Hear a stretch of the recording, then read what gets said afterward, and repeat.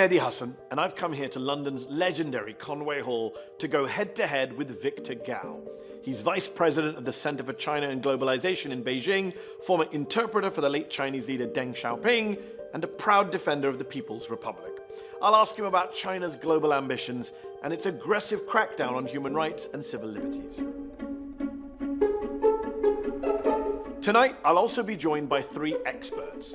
Stephen Chan, a professor at the University of London's School of Oriental and African Studies. Rehan Assad, a human rights lawyer of Uyghur heritage. And Martin Jakes, author of the bestseller When China Rules the World and a political commentator on China.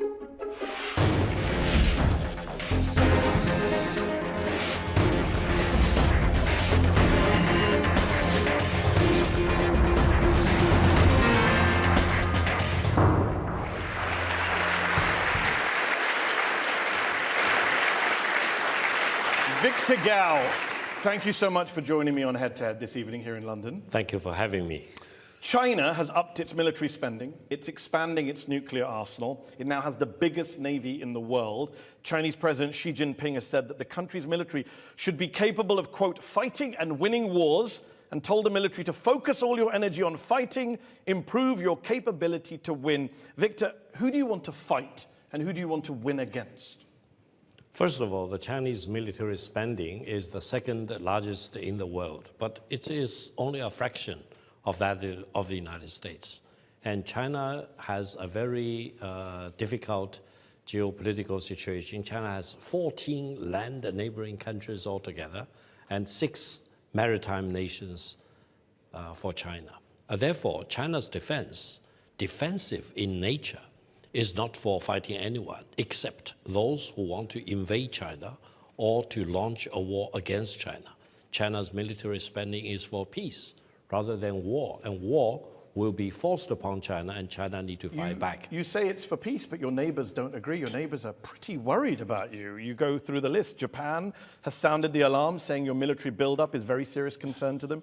India is worried about China on its border. And the Philippines president has warned that China is becoming a more pronounced and worrisome threat, he says. Those are the elected governments of countries representing over 1.6 billion people in Asia. This is not the United States, this is not the West, these are your Asian neighbors saying, we're worried about China. Mehdi, you mentioned 3 of the neighboring countries of China. Let's talk about each of them very quickly. Japan unconditionally surrendered not only to the United States, but also to China in 1945. And if you read very carefully the unconditional surrender document that Japan signed, then you will know how Japan needs to conduct its foreign affairs as well as its military troops with China and with all those countries that Japan unconditionally surrendered for. India is a great nation, and there is a territorial dispute between China and India, but that dispute was not created by China, neither was it created by India. It was created or left behind by the British Indian government. That's a great history lesson. But right now, China, in 2024, the defense spending is going up by 7%, the most for 5 years. You've had 29 consecutive years of military expenditure growth, the most of any country in the world. Since 2022, China has increased military drills around Taiwan. It's escalated since the new Taiwanese president was inaugurated in May. China is not a fan of him. Since then, there's been almost daily activity involving China's warships, drones, cyber attacks against Taiwan. China is getting ready to invade Taiwan, isn't it? There is only one China. Taiwan is part of China, and the government of the People's Republic of China is the sole legitimate government for the totality of China. The exact status between the two sides of the Taiwan Strait is the unfinished civil war back in 1949. So ever since the beginning of the 1980s, China does not want to use a war to solve this unification problem. You don't want to use a war, but you're surrounding it with ships, drones, cyber attacks, and making lots of threats. Each time when the separatists in Taiwan want to push the edge of the envelope, they will come across more and more demonstration of the commitment of the Chinese nation to eventually achieve peaceful reunification or otherwise. That's the litmus test. Your defense minister said anyone who dares to pursue independence for Taiwan will be crushed into pieces and face destruction. Sounds like a truly peaceful guy. That's a real statement, because I know if the separatists really want to push the edge of the envelope with the aid of some big country, for example, which wants to use Taiwan as a proxy in its own geopolitical rivalry against China, then wait until you see what will happen. Reunification will be achieved, and China is the only permanent member of the United Nations Security Council which has not yet achieved a complete reunification. I'm always amused with this phrase reunification, because if it's one China, then clearly it's not one China. Clearly you're accepting by definition if you need to reunify it. They are doing their own thing. And why this obsession with Taiwan? You are a country of 3.7 million square miles, a population 60 times that of Taiwan, economy 20 times the size of Taiwan. Why are you obsessed with Taiwan? Why not just leave them be? In terms of defending China's sovereignty and territorial integrity, any inch of land is not 1 inch too much. Any one single person is not one person too many. So we need to achieve reunification. Even though they don't want to be part of your country. 12% of the people of Taiwan say they want to reunify with China. 12%. You can't get more unpopular than that in that. Mehdi, it's not up to the people in Taiwan to decide about the one China policy. You're very blunt in your disregard for people's views, freedoms, dignity. You say that you don't care about what they think. You also said in an interview with the French newspaper Le Monde, once we get the island back, we'll have to ask everyone's origins. Those who have Japanese ancestry, who you basically say constitute 10% of the population, will have to pledge loyalty to reunification in writing, otherwise we'll have to help them leave. You're basically calling for the ethnic cleansing of 2.3 million people in Taiwan. No, you remember back in 1945, when Japan unconditionally surrendered, a lot of people in Taiwan who originally came from Japan, they were the rulers of Taiwan at the time, they stayed behind because of the magnanimity of the Chinese nation. Now, several decades later, they account for about 10% of the local population in Taiwan. Now, if you really do your homework, you will realize that those die-hard Taiwanese separatists include many of these Japanese completely baseless Chinese. But okay. Well, but you would get rid of them. You would get rid of 2.3 million people. No, after the reunification, everyone in Taiwan need to make a pledge whether they acknowledge there is only one China and Taiwan is part of China. And if they don't make that pledge, they're out. Those who pledge for the one China policy, they are local citizens. By the way, you didn't say everyone. You said of Japanese descent. That is literally ethnic cleansing. You're picking people by their ethnic heritage, making them do a loyalty test. Otherwise, they have to get out of the country they've lived in. It is not a loyalty decades. test. Here, for example, in Britain, if you are a British citizen, you need to support the monarchy.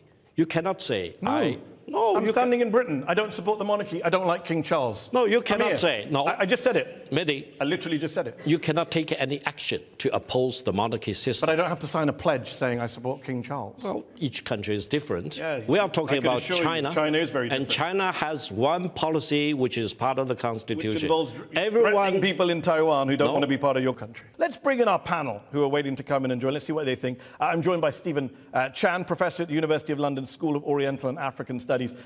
If you're in Taiwan today, how worried are you about a looming invasion? I'm not in Taiwan today. I'm going to be visiting next year. I've been there 5 times in all of the great cities of Taiwan. And what I've noticed most conspicuously is that nobody I've talked to wants to rejoin or reunify with China because of their sense of freedom and their sense of self-determination. So I think that if you're going to say our sovereignty matters more than your desire for your own self-determination and freedom, then you're doing something that will not make you popular in Taiwan, and you won't win the argument for Chinese sovereignty over the island. Martin Jakes is here with us, author of the best-selling book, When China Rules the World. Martin, you've said in the past that China should not be seen through a solely Western lens. So I agree with you, and there's issues there. But I began the show by asking Victor about Japan and India and the Philippines, separate to Taiwan, just the issues in the region. Do you think China is responsible for some of those issues, all of those issues, none of those issues? Well, China's obviously involved inevitably in all of those issues. I think that actually, if you look at the rise of China over the last 30, 40 years, spectacular, biggest change we've ever seen in history, really. And inevitably, that is changing everything in the region, in the world. That doesn't, but the remarkable thing I'd say, Mehdi, about China's rise is how, you quoted the military figures and so on, but China has not fought any wars since 1979. If you compare that with America, Europe, Japan, at the same stage of development, they were extremely aggressive. Let's talk human rights, Victor. You've called Uyghurs in China's Xinjiang province your brothers and sisters. How do you feel about the fact that at least 500,000, some say more, of your brothers and sisters are being detained in camps by the Chinese government? That's 5% of the adult Uyghur population, one of the highest imprisonment detention rates in the world. Mehdi, the Uyghurs are a proud ethnic group, one of the 56 ethnic nationalities in China. The Uyghurs, as far as I'm concerned, are my true brothers and sisters. I know many of them. I travel to Xinjiang regularly, and I talk to many of the Uyghurs.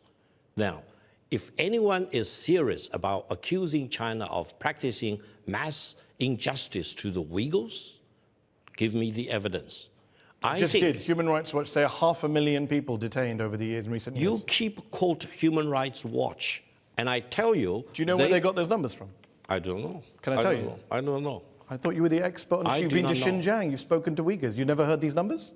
I do not know where did they get the source. So their source is the Xinjiang High People's Procuratorate, which has published its own statistics, Xinjiang official body, which says it's convicted 540,826 people prosecuted in the region since 2017. The United Nations Office for Human Rights looked at satellite footage. They say 10 to 20% of the population. Amnesty estimates 1 million people in camps. 500,000 is a conservative number.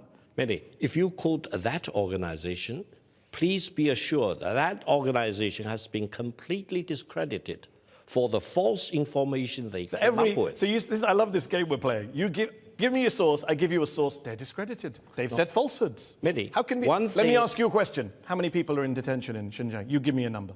Listen, if you look at Xinjiang, you give me a number. If you look at, I do not have the number. Why not? Yeah. Hold on. You can't say it's not 500,000 and then say you don't have a number. I have a number. I have sources. How many people do you think are detained? Let me give you my reason. No. I go to Xinjiang a lot. I travel almost So they're your brothers and sisters. Xinjiang. You go there a lot, but Yes. you can't tell me how many people are in detention. Listen, they are happier. They enjoy their life. They enjoy their Muslim practices and traditions. Listen. How many people are in detention, Victor?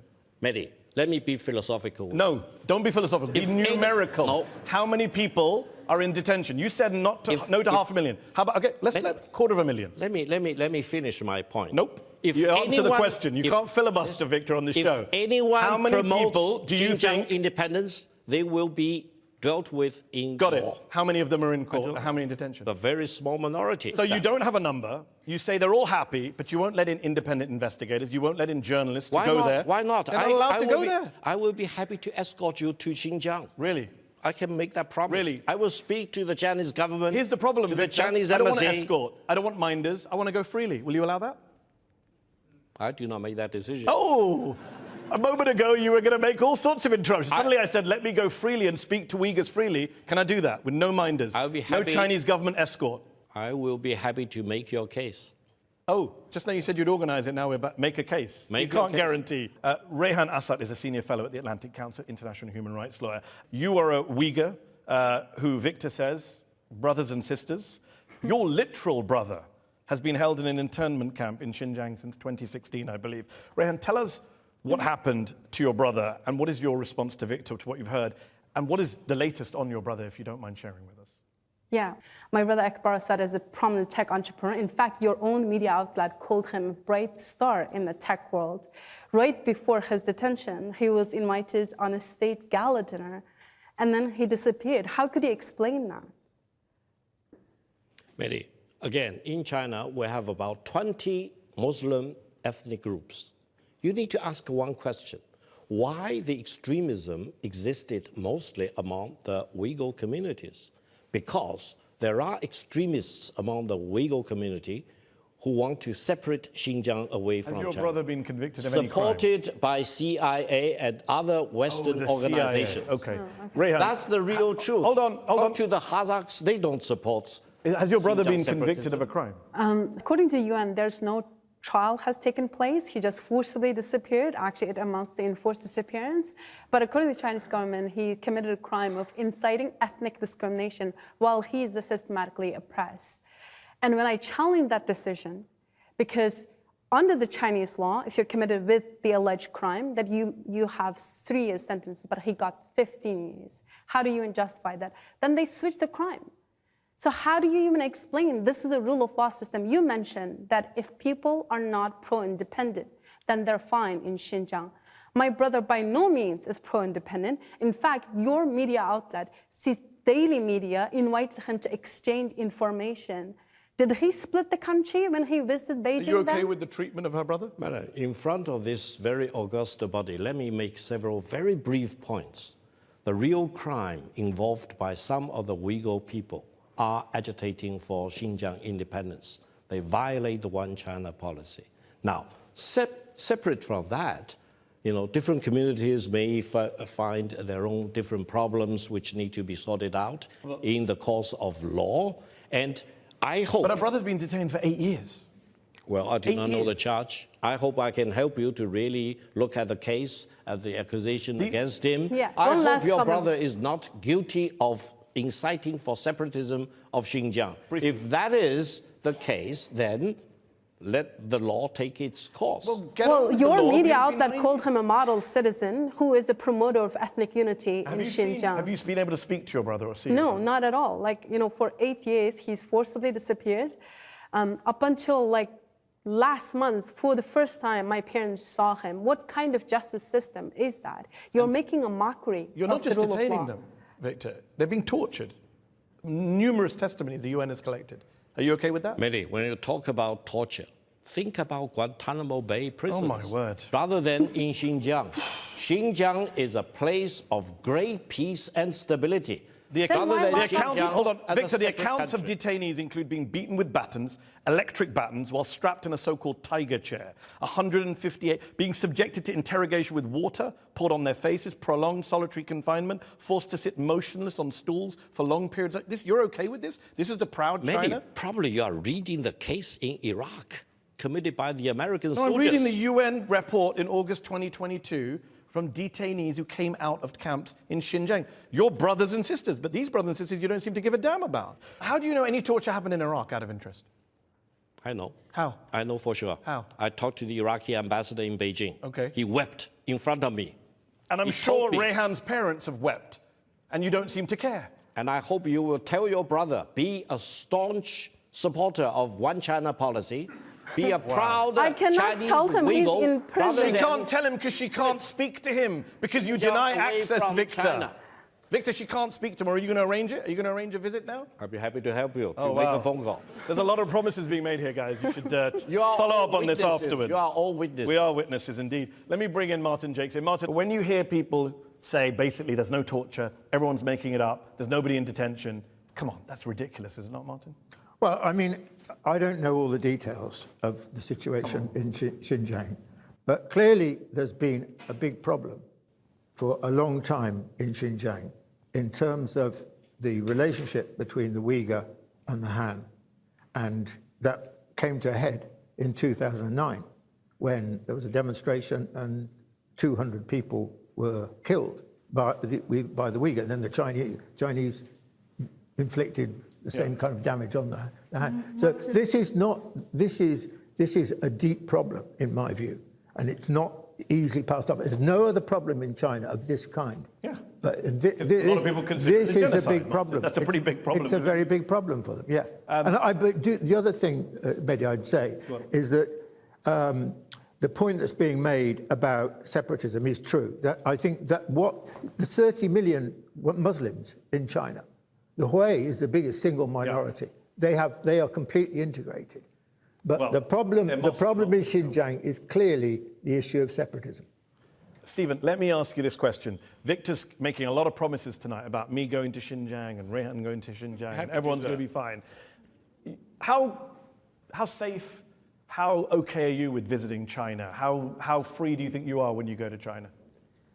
When I go to China, and I haven't been for some time, I'm watched almost 24/7. There's always someone I can spot who's trailing me. So I know when my hotel room was upgraded suddenly to a spacious suite, I'm now in a place which is bugged.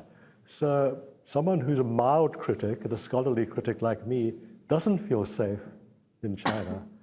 By contrast, I feel safer in Taiwan. Victor, when you hear Stephen say he doesn't feel that safe going to China, prefers going to Taiwan, when we talk about freedom of speech, for example, in China, I live in the United States of America, where I can say that Donald Trump is I don't know, hypothetically, an orange-faced narcissist. I also live here in the UK, I'm British. Here you have Rishi Sunak, the former Prime Minister, was called a pint-sized loser by a Labour politician. No one in China has that kind of freedom to talk about their government, to talk about President Xi Jinping in that way. You can't say anything like that. You wouldn't dare say anything like that because you know what will happen to you when you go home. You know what will happen to your family. That's what China is. Mehdi, if you do anything, write anything, email or chat to your friends about taking anything action against, let's say, Prime Minister of Britain, President of the United States, I didn't say that. You'll be dealt with That's very not what I swiftly. said. Victor, you're a master of straw man. That's not what I said. I said Rishi Sunak was called a pint-sized loser. Would you call Xi Jinping a pint-sized loser? Mehdi, each country has different sensitivities. In UK... So you're admitting you can't criticize the Chinese government? No. You can criticize the government if you are positive in your attitude. You can criticize the government if you're positive. Yes. Is that the new philosophy? No, if you can come up with your... You've got to come up with nice insults. No. What then? Constructive advice. Constructive advice. For example, I'm loving in this. dealing with the aging population, what should be the government do? What should this governor do? But you can't say the president's lied. He's a liar. No, you will be dealt with very swiftly in China. You cannot say that. That is the most honest thing you've said tonight. Yes. Victor Gao, we're going to take a break. That's part one of Head-to-Head with our guest, Victor Gao. In part two, we'll be talking about President Xi Jinping. We'll be talking about the issue of dictatorship, and we'll hear from our very patient audience here in London's Conway Hall.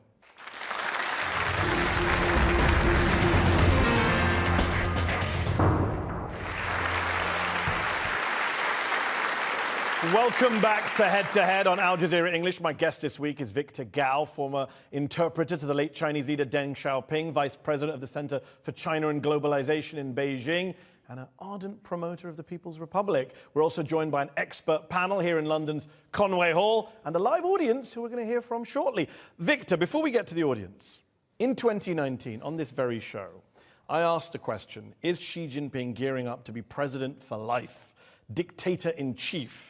I mean, he's the most powerful leader of China since Mao. He's abolished presidential term limits. He's now in his third five-year term as president. So I'll ask again tonight, is he now president for life, a true dictator? For the record, first of all, Chinese President Xi Jinping will never be president for life. There will be a time limit. When it will be handled according to the Chinese legal system and constitution. Secondly, there is no dictator in China. Why? Because dictatorship simply doesn't work. Democracy means modernization. And how can you explain profound transformation of China over the past 45 years in China if you have dictatorship or authoritarian rule? No. Every leader in China will be put into a team, and teamwork will be much more important than individualism. Victor. Maybe previous presidents did, maybe Jiang Zemin or Hu Jintao. Everyone knows Xi Jinping has centralized power, consolidated power, got rid of term limits. You say there's a way to get rid of him, but there isn't actually a legal way to get rid of him. He's in power for life, and he likes being a dictator. Why are we pretending? Mehdi, allow me to remind you, the Communist Party of China, which is the ruling party of China, has a membership of up to 100 million people. Yeah. It's well structured. Every province, every state-owned enterprise, etc., will have a party cell. There's no division or debate within the Chinese Communist Party. Listen to me. No single person in China can dictate to a population of 1.4 billion people and 100 million membership of the Communist Party of China. Okay, let's test that. That's a mission impossible. Let's test that proposition. The president won a vote last year. Won a vote. I'll put that in air quotes. Do you know the tally of last year's presidential vote in favor of Xi Jinping by the National People's Congress? Part of that structure you just advertised to us. What was the vote? Can you tell our audience here? I think it's up to about 100%. That doesn't... 2,952 to 0. Yes, that's exactly what I said. Could you not find a few people just to make it look a little even? One or two? Mehdi, it's Five? not surprising. It's not surprising. 2952 to 0. It's That's not one-man rule, surprising my in friend. the Chinese system, everyone supports the Chinese president. That's You just told us 10 seconds ago there's this huge system, a big party, one guy, and then you're like, oh no, but everyone supports him. 0 votes against him. One person out of 3,000 couldn't say, Xi Jinping, not my guy. One. What if he is the guy for all the Communist Party of China? You What never if? know. Well, never know. if that's the case, then your entire first answer is redundant because it doesn't matter if there's 100 million people. They all have to follow the leader. No, he does command huge respect among the Chinese people as well as You in say the ruling respect, I party. say fear. Do you know how many names were on the ballot papers that were given in 2013? How many names were on the ballot paper when they went to choose the president? Can you tell our audience? I think there is only one candidate. Yeah, there were no other names. That's a real secure leader. A guy who knows he has the confidence of his people. You get to vote, but only for me, and none of you can actually vote against me. Mehdi, we do not want to end up in a situation with 6 prime ministers in 80 years. Yeah. So you prefer a dictatorship? No, we prefer a system that works for the benefit of the Chinese people. I've not said a word about what works or not. You got great economic growth. Look at the But you're a economic dictatorship. There is no dictatorship, Mehdi. You just you admitted want me to, that there's no name repeat? on the ballot paper, no votes against him, and they all just follow him. That's a dictatorship. Mehdi, when you have You a can say succession my name of multiple the times, king after but the it's a queen, dictatorship. How many candidates are there on the ballot paper? How many? What? King and queen? When the king succeeds the queen, Yes. how many candidates are there on the ballot paper? How many? Does that make Britain not a democracy? Well, you're asking the wrong guy. I'm a Republican, so I think we should be a full democracy and get rid of the monarchy. And I can say that here. You can't say that in China. You cannot take any action against that. Yes, I can, actually. I can go out on the street, I can hold up a placard and say, let's get rid of King Charles. I can create a whole protest outside Buckingham Palace. You can't do that in China. You can't even put one other person's name on a ballot paper. That's how insecure your leader is. Mehdi, I'm a lawyer. In my capacity as a lawyer, I can give you a long list of things that you cannot do regarding the monarchy here in Britain. I'm not debating that. I'm saying that we have an elected government. We get to choose. We get to swap 6 prime ministers, God help us. But we get to pick. Everyone in this room who's a citizen gets to pick. Listen, you end up with your mini budget, which But that's bankrupt the whole country. an honest answer, Victor. But Victor, I admire that because that's an honest answer. Your answer is, it's a dictatorship that works. At least say that. No. No, you can't. You keep dodging. One minute you say, I'm not it's not a dodging. dictatorship. Then I show you it is. You say, but it's working. We've got growth. Mehdi, Pick one. Mehdi, if that is your point, I will seriously urge you to do more homework about how the Chinese system works. Okay, let's talk about the Because- Chinese system because I did a little bit of homework. It's Did you know that Xi Jinping put his name in the Constitution? That's weird. Well, The leader of the country put his own name in the Constitution while he's president. No one's done that since Mao. None of the other Chinese presidents, not Hu Jintao, not your old boss Deng Xiaoping, none of them did it. Did they? Or am I wrong? It's wrong. Who did it? The Chinese constitution has been most frequently amended compared with any other country. Am I wrong about what I just said with my little bit of Mao's homework? name was put into the constitution. That's what I said. Deng's name was put into the Not constitution. while he was president. And Jiang Zemin's Not while he name was was put into the constitution. Not while they were sitting presidents, and you know that. Tell our crowd here, not while they were president. They didn't do it themselves. According to my recollection, each of Not these your names recollection. were put into the constitution Not while they were sitting while presidents. the leaders were still alive. Okay, so I'm right. Mao Not while they were president. and Deng I love the little slip. and- Even Donald Trump, one of the great narcissists of our time, has not proposed yet putting his name into the US Constitution. If you are the president of China, you're elected without any opponents, no names on the ballot paper, 0 votes against you, you put your name in the Constitution, 6-year-olds are taught about Xi Jinping thought in primary school. That is not just a dictatorship, that is a cult of personality. I don't think China believes in personal. So why are personality 6-year-olds cult. learning about Xi Jinping thought? I'm pretty sure no 6-year-olds learned about Liz Truss's mini budget. Victor. The Chinese system is such that once you orient the country in one direction, everyone follows the suit. Do they follow or are they ordered to follow? They don't follow out of choice. No, it's like a vehicle with 4 wheels. Here, you have 4 wheels aligned in different directions, opposing directions. In China, the 4 wheels of a car all lined up in one direction. Well, they don't. Going forward. Well, they don't, Victor. Let me give you an example. That's the Chinese way of doing it. Former Foreign Minister Qin Gang was removed from his post and has not been seen in public since June 2023. A few months later, China's Defense Minister, General Li Shangfu, disappeared from public view for months, has now been expelled from the party, accused of corruption. That's at least 2 ministers that disappeared just in the last year. With apologies to Oscar Wilde, to lose one minister might be unfortunate. To lose two is careless, is it not? Do you know the point I want to make? This means China is really merciless in dealing with corruption of all kinds, even among the Your highest foreign ranks. minister and defense minister, imagine Antony Blinken and Lloyd Austin just disappeared tomorrow. We don't know where they are, we've never seen them again. That's not normal, Victor. Listen, corruption is rampant in China. How do we know they're corrupt? They just disappeared. Where's the trial? Allow Where's the me trial, to finish my point. Corruption of all kinds in China need to be dealt with. So where's with the trial? Mercilessness. So where's the trial? Where's the trial of the former foreign minister? We don't even know where he is. Mehdi, those things you don't know doesn't mean doesn't happen. Where is the trial for this man you're just accusing of corruption? Qin Gang was my good friend for more than 20 years. Where is he then? He is involved in corruption. Where is he? And he is dealt with very swiftly. Where is he, Victor? Regardless of He's your the good friend. You don't know where he is. Regardless Where of the is the seniority former foreign minister of his of China? position. This is not a hard question. We're not asking where Rehan's brother in the middle of Xinjiang is that you can dodge. Where is the former foreign minister of China who disappeared? And by the way, he wasn't accused of corruption. The spokesman came out and said he has health reasons. Then corruption came later, by the way. Where did he go, your friend? That means there is a process, and the process Starts with one lie that he's ill, and then the next lie is he's corrupt. He may be ill. You never know. I mean, he's probably ill after he's been in a Chinese prison. He may be ill now. You never know. Exactly. But at least Where is he? Qin Gang lost his job Victor, where is because he? of his corruption. Last question. That's the point. Where is he? He's somewhere in China. You will never see him.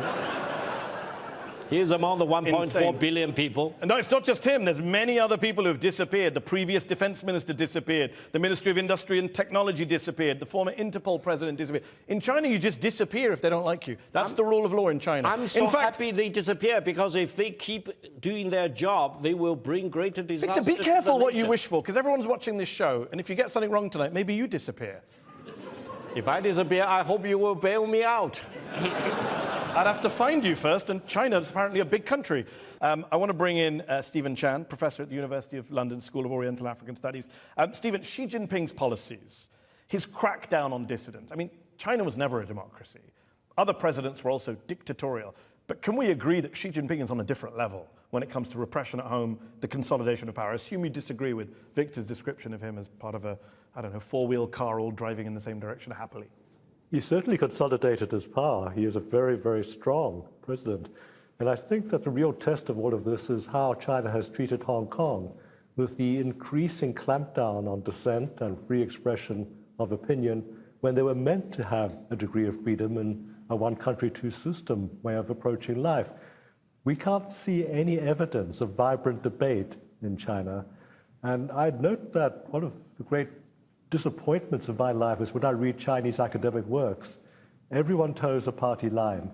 No one does independent research to publish, as it were, anything critical of, for instance, not just Xi Jinping, anything critical about Chinese foreign policy. Well, they might disappear. They might not get promoted in any case. Rehan Assad is a senior fellow at the Atlantic Council of International Human Rights Law. Rehan, in part one, we talked in depth about the repression against the Uyghurs and your own personal situation. In 2014, Xi Jinping privately called for an all-out struggle, quote, against terrorism and to show absolutely no mercy after a visit to Xinjiang. How much do you believe Xi Jinping is driving what's happening in Xinjiang? How much do you think he's responsible for the repression in China? Well, the matter of the fact is that all of which happened under current administration. Right? So many scholars are attributing to him. It happened under his reign. He's the one who said absolutely no mercy. Stamping out roots and branches of the Uyghurs, breaking out their connection. And these are the policies implemented under his leadership. So it's very hard to separate Xi Jinping from the current policy, Xinjiang. Martin Jakes, author of the best-selling book, When China Rules the World.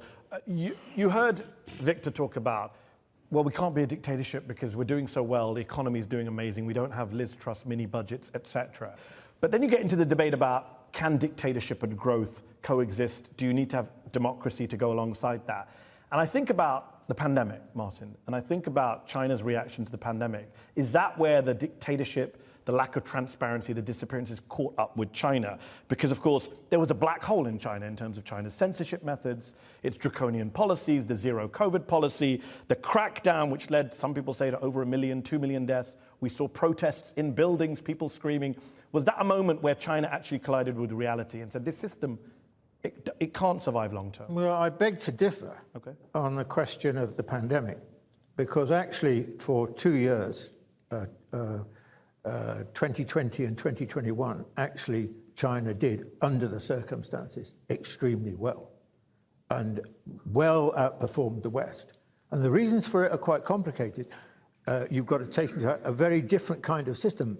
Now, one of the problems with the discussion, I think, so far on this question is that the country, it sounds as if the country doesn't work. If you say dictator, despot, all these kind of words. I didn't say that, but no, that's how but if, and you say, not you personally, but and one says there's no discussion. This is, I think this is absolutely untrue. So what we're presenting here is not an accurate picture. We've got It's not about accurate picture, it's about balance, right? Yeah, So yeah, I don't deny what you're saying, but you're British. You would think it was a political earthquake if the Foreign Secretary and the Defence Secretary disappeared in the space of 6 months. Not arrested, disappeared, surely. Yeah, and there is something odd. Look, Qin Gong was a friend of mine as well. And I don't know what's happened to him. And I think it is odd.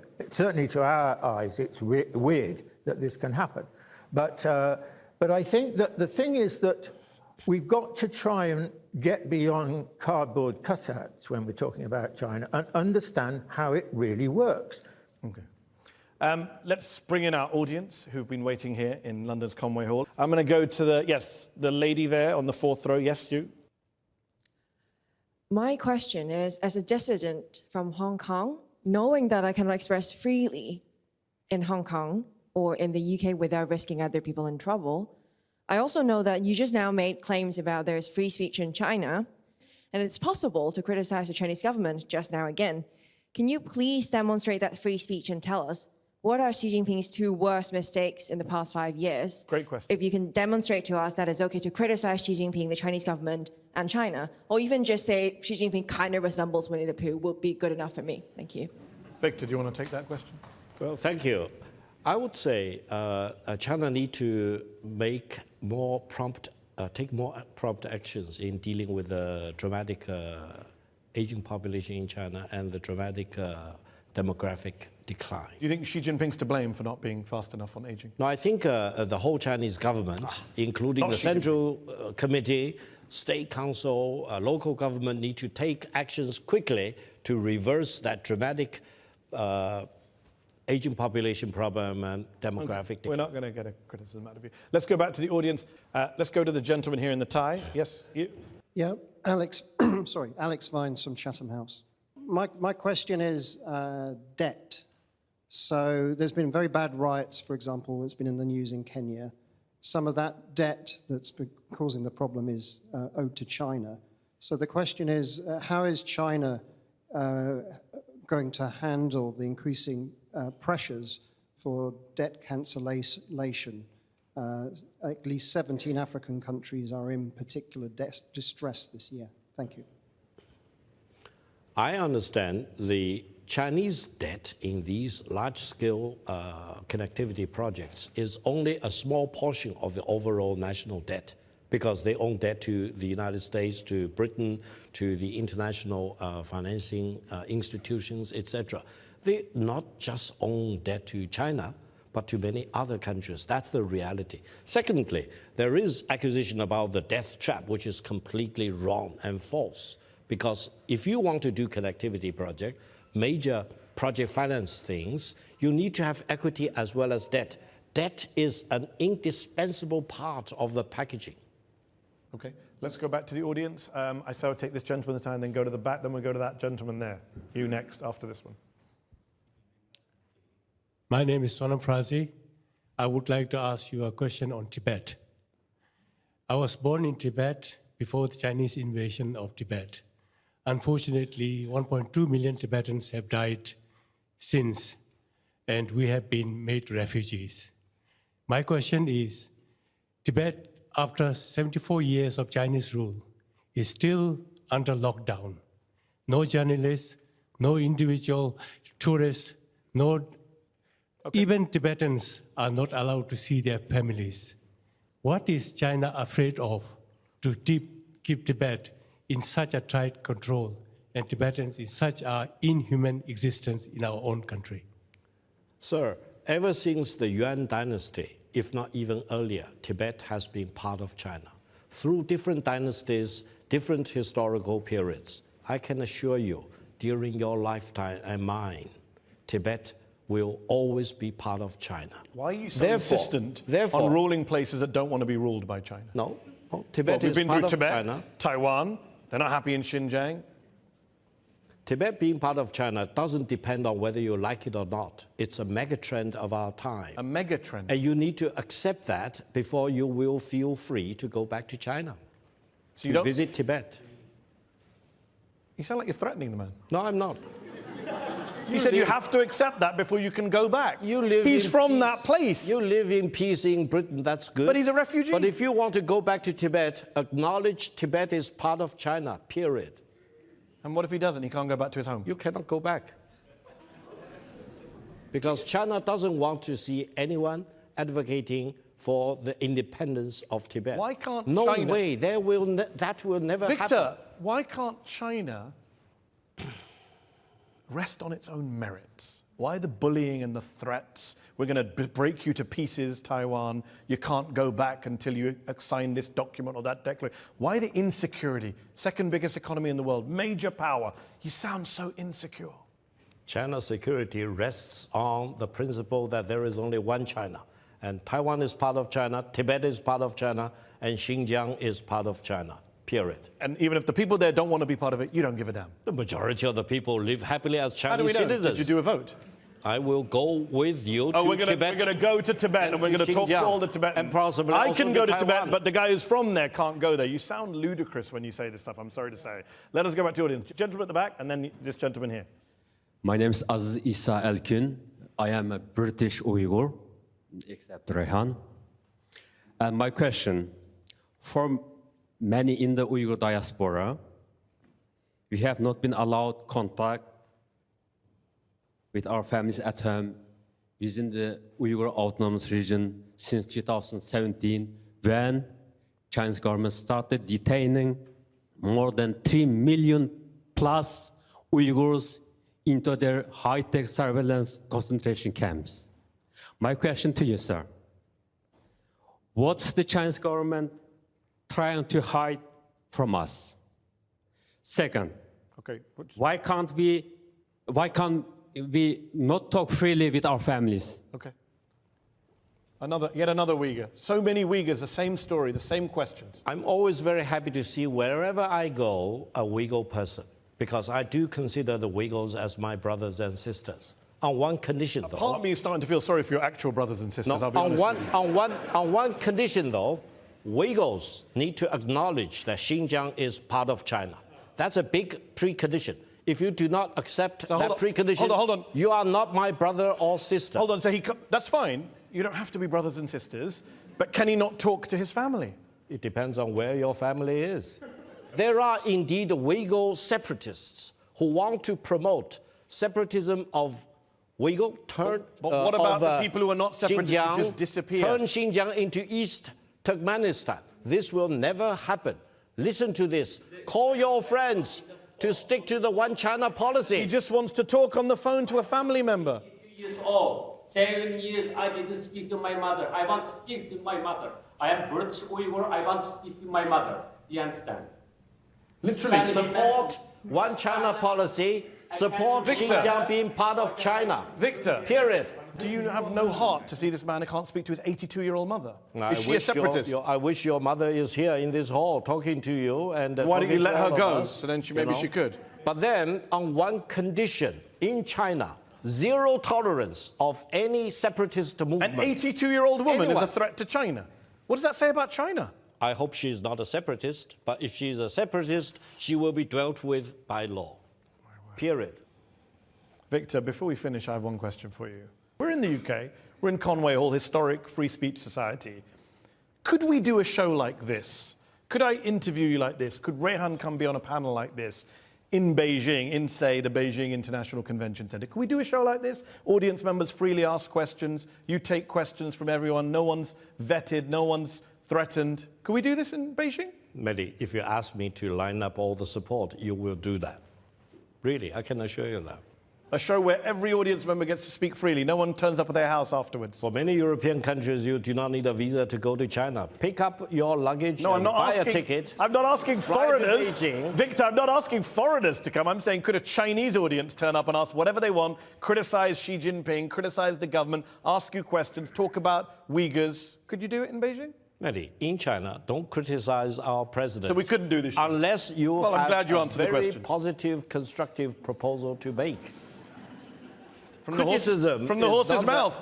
Don't criticize unless it's positive. Criticism is not the only goal. Criticism with constructive purposes is a goal. Will be a better free speech. Free speech is a goal we cherish on this show. I'm glad to have offered you a platform for free speech. I wish you could offer me one back. Victor Gao, thank you for your time.